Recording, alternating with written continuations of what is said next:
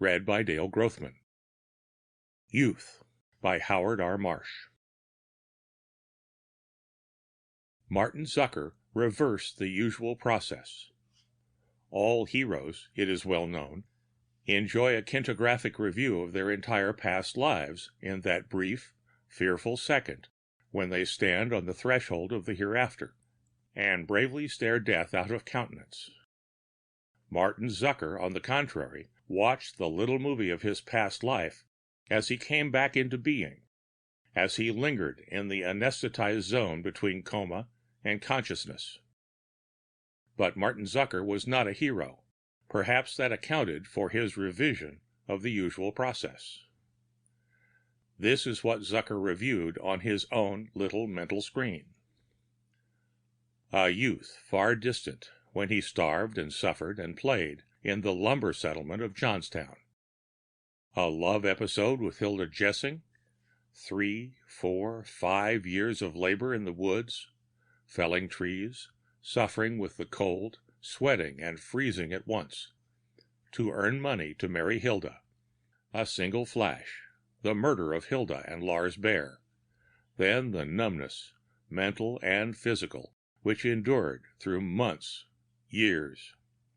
Gray days, monotonous days, they flickered by on the screen.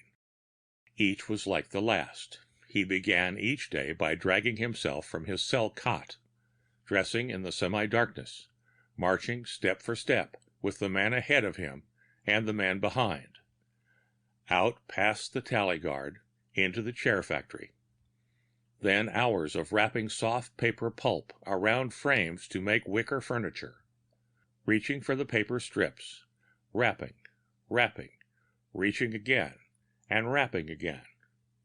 A brief respite for lunch, beans, coffee, and bread and butter, and then back to the prison factory and the everlasting wrapping of chairs. At night, back to the dining hall with 800 other gray-faced, lusterless men. A few moments to satisfy the animal desire of hunger, and then the black night in cell 656. The nights were no more distinguishable than the days. Sometimes he had visions of Hilda, but he drove them away by pounding his fists against the steel bars until his knuckles were raw and bleeding, and the ache of his hands occupied his mind.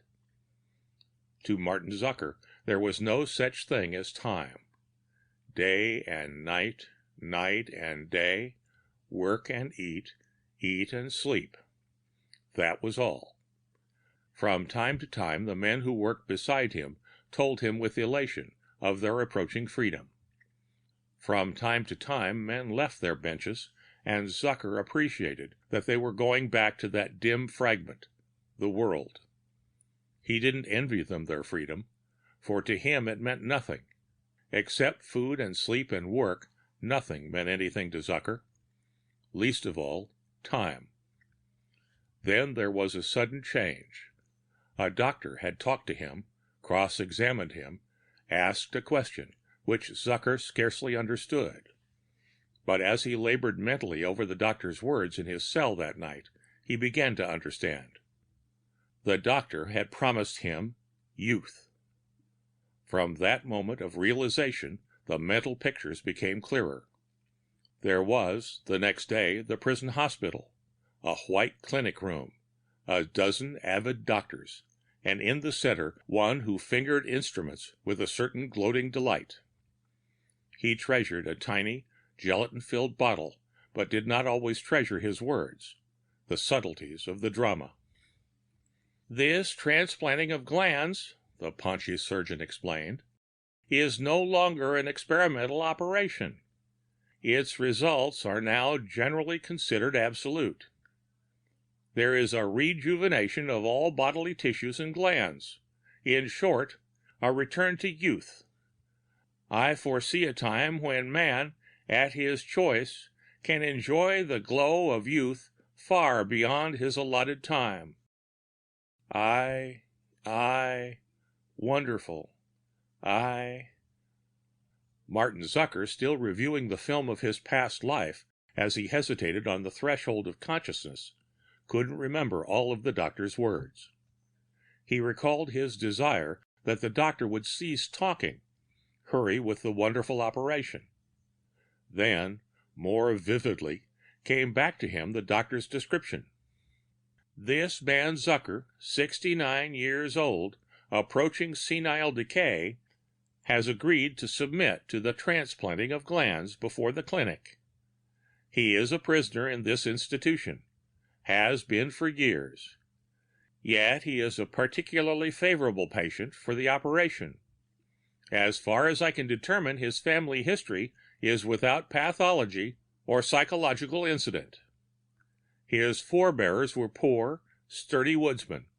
He followed in their footsteps and has an unusually rugged physique.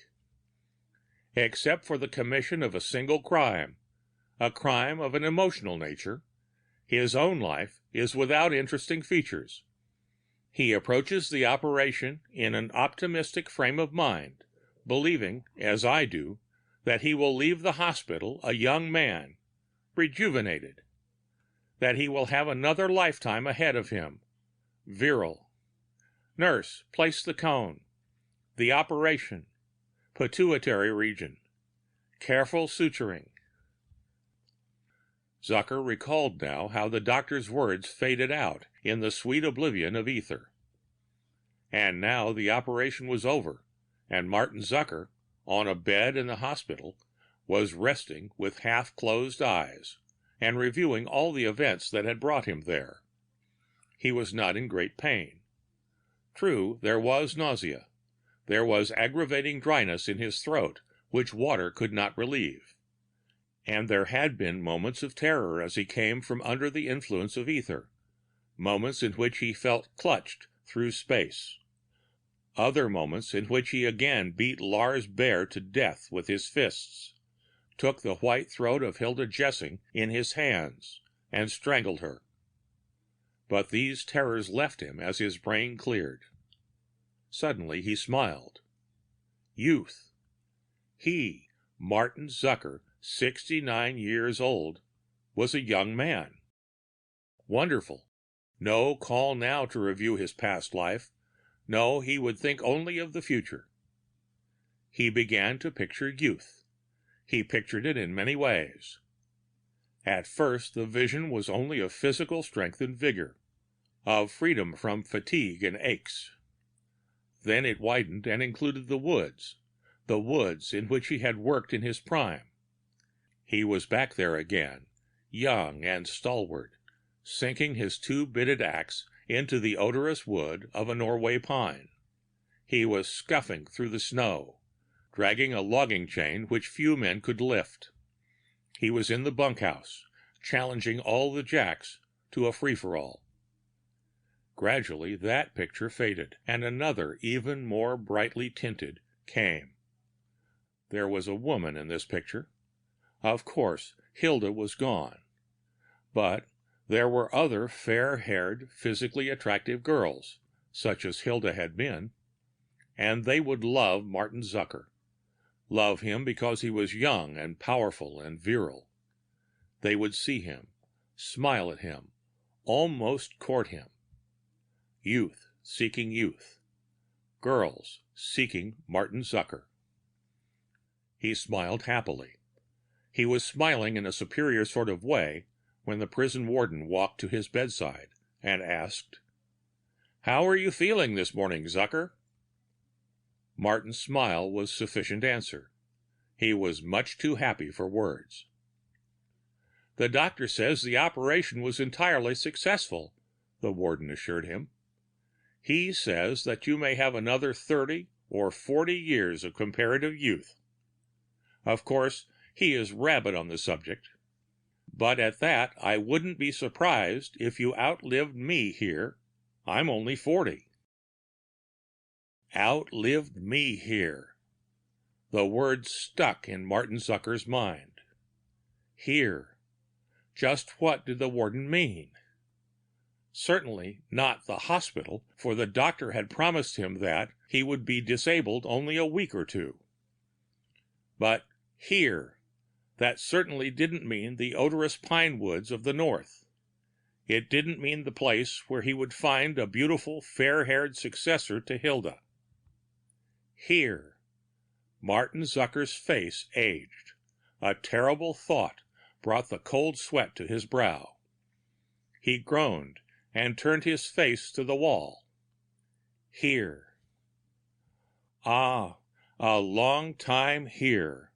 For Martin Zucker, to whom time had meant nothing, and to whom the future promised nothing, had suddenly been shown the pricelessness of time and the promise of the future.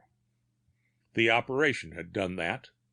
The operation had made him young, too. And the operation promised him another lifetime in prison. For Martin Zucker was serving a life sentence. The end of Youth by Howard R. Marsh.